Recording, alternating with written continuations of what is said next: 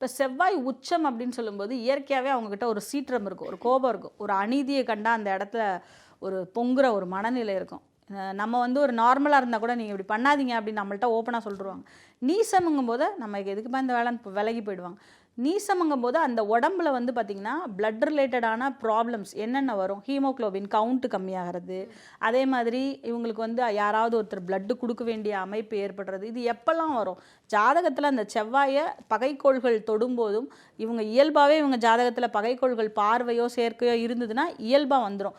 அந்த செவ்வாய் தசாபுத்தி நடத்தும்போது இது ரொம்ப தொந்தரவு பண்ணும். பொதுவாக செவ்வாய் நீசமாக இருக்கக்கூடிய என்கிட்ட வர ஜாதகர்களுக்கு நான் சொல்கிற பரிகாரமே வந்து, ஆண்களாக இருந்தால் தயவுசெய்து போய் திருச்செந்தூரில் மொட்டை அடிச்சிருங்க, பெண்களாக இருந்தால் பூமுடி கொடுங்க. இது அட்லீஸ்ட் வருஷத்துக்கு ஒரு தடவை கம்பல்சரி பண்ணிங்கன்னா இந்த செவ்வாயினால் வர தொந்தரவு வரும். அதே மாதிரி பெண்களுக்கு இந்த மாதவிடாய் ஒழுங்கின்மையோ இல்லை பல்வரிசையில் பிரச்சனை, கணவனால் தொந்தரவுனா பழனிமலை முருகனை சரணாகதி அடைஞ்சிருங்க. அதே மாதிரி அங்கே வந்து கொடுக்கக்கூடிய பஞ்சாமிர்தத்தை உணவாக எடுத்துக்கோங்க. அந்த உணவில் வந்து அதை சேர்த்துக்கிட்டே வாங்க. உணவானா உணவில் சேர்த்துக்கிட்டே வரணும். இப்போ அந்த கொங்கு சைடெலாம் பார்த்தீங்கன்னா தோசை கூட பஞ்சாமிர்தம் தொட்டு சாப்பிடுவாங்க. அப்போ இந்த மாதிரி நீங்கள் உணவில் எடுத்துக்கும் போது நிச்சயமாக உங்கள் உடம்புல இருக்கக்கூடிய அந்த செவ்வாயினால் ஏற்படக்கூடிய தொந்தரவுகள் படிப்படியாக விலகுவதை நீங்கள் கண்ணால் பார்க்கலாம்.